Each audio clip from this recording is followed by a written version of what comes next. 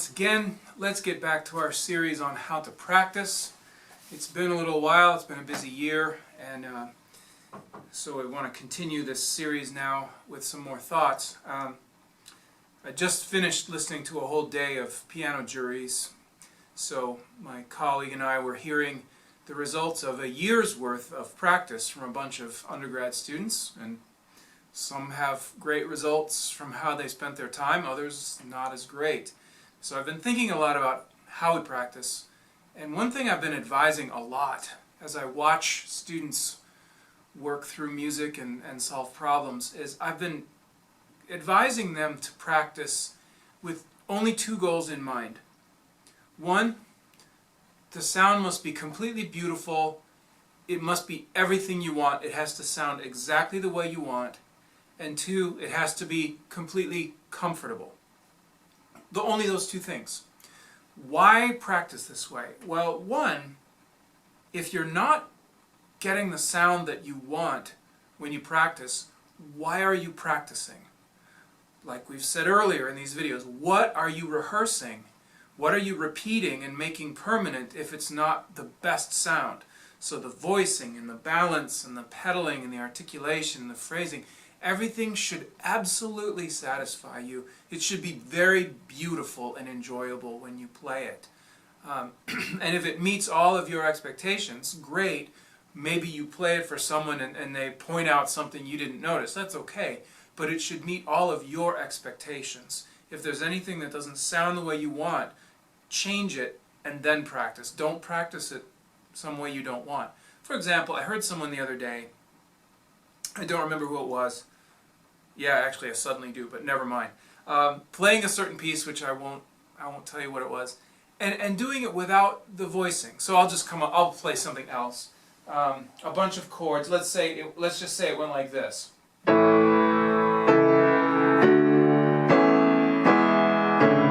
Just a bunch of bland chords with no voicing.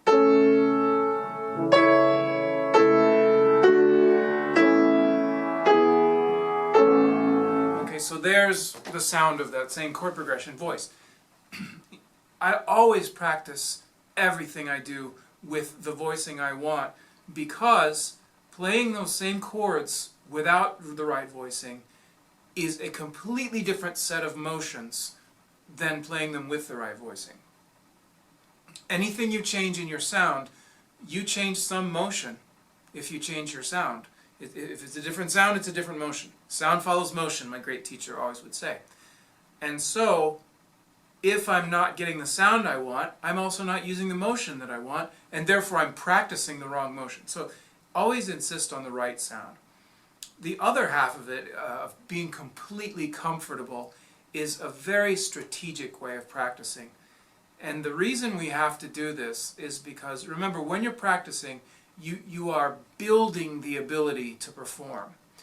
You're not exactly trying to perform when you practice. You are building the ability to perform. Here's the difference. Let's say I go out in the woods and I encounter a river gorge suddenly that's blocking my path. So there's a cliff and a river and another cliff. We actually have one of these here. It's quite cool.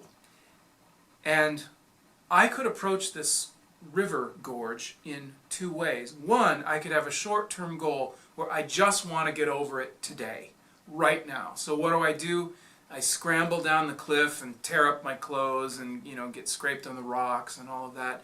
And then I climb into the water and I, swim for my life through the rapids and hope I make it to the other side without being caught in a vortex. And then I scramble up the next cliff and again, get all scraped up and so on. However, I have crossed the river today. I didn't do it with a lot of grace, and I am not any better prepared to cross it again tomorrow. If I come back tomorrow, I have not built any new ability to get across this gorge. I now have to climb down the cliff and swim the river again. So that's the short-term goal of just trying to get it done, just trying to perform it right now. It's rough. It's nasty, it leaves you bruised up, it sort of gets it done, but you're not really any better off. The long-term goal is to build a bridge over this gorge. So what might I do? I might go to the hardware store for some rope.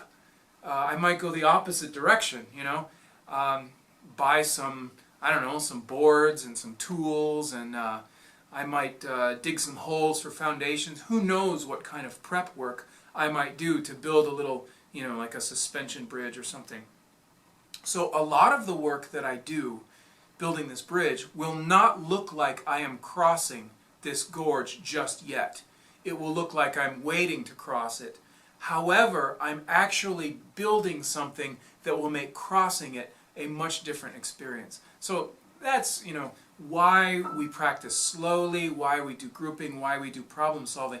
We're building that bridge, even though most of the time young people are tempted to swim the gorge and just try to play it today. So what I'm talking about with this comfort level thing is bridge building. It's a form of bridge building. Let's take a piece. I'm actually working on this right now. It's something I've played in the past, but not for a long time, so I have to practice it again. Very famous piece, you know it.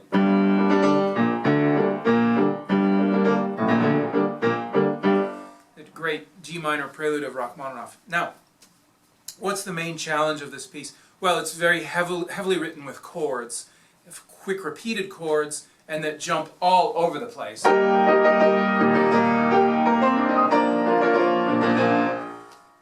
So it isn't just the playing of the chords, it's playing them and then moving very quickly to the other side of the piano and doing something else.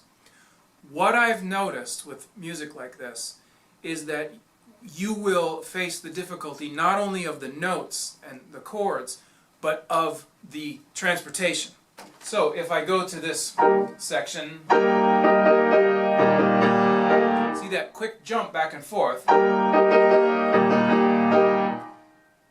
If I don't practice that with comfort in mind, what I'm going to end up doing is leaving this chord, hurrying down here to play that as fast as I can, and then hurrying back up here to play that as fast as I can. And the work, the stress, the muscular tension of that jump is going to be carried right into the playing of the chord. If you want to sense the difference between what I'm talking about here and what I'm going to suggest, just try to play this without really learning it,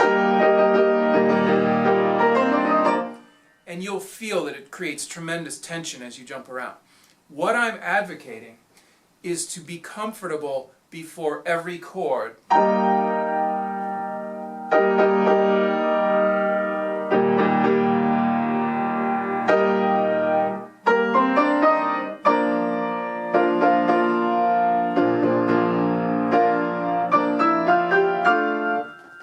And so on. Now I'm not going to import the stress of those leaps into the playing of the chords. And if you've looked at this piece, you know it's jumping constantly.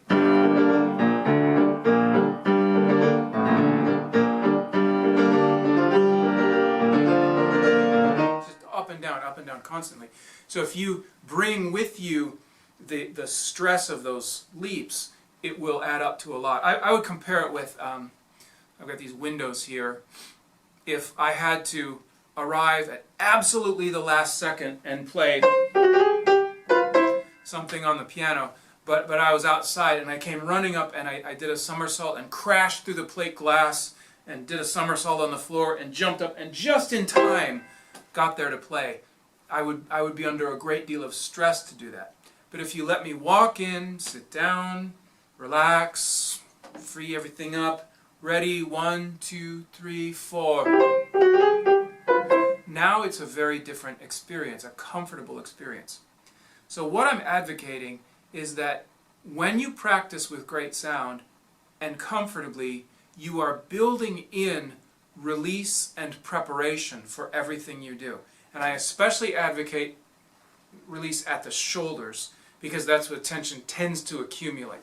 So what I'm going to do is I'm going to just make a release motion of the shoulders every time I move to a different area of the piano.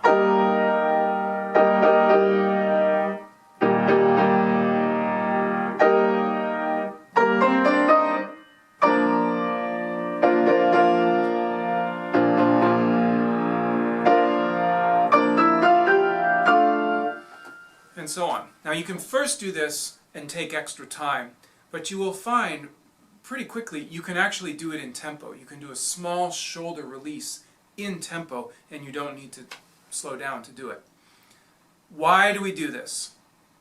If you teach yourself to be comfortable and free, and to release the tension, and to be ready to play each new task in your practice time, and you repeat that, it will be there in your performance.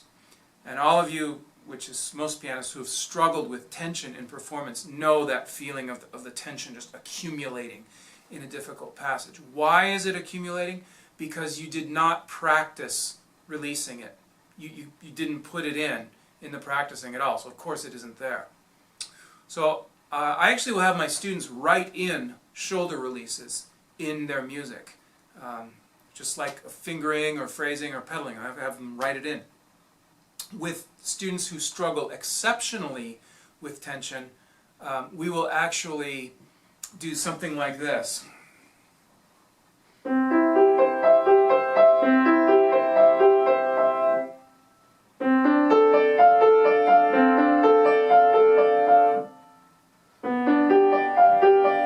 Maybe every measure they have to stop and release, so they start to feel what it's like not to carry accumulated shoulder tension all the way through a piece of music.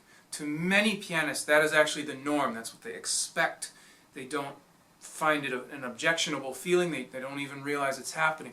So this is to teach them to stay comfortable, to know what it even feels like to be kind of human and free, through a whole piece of music.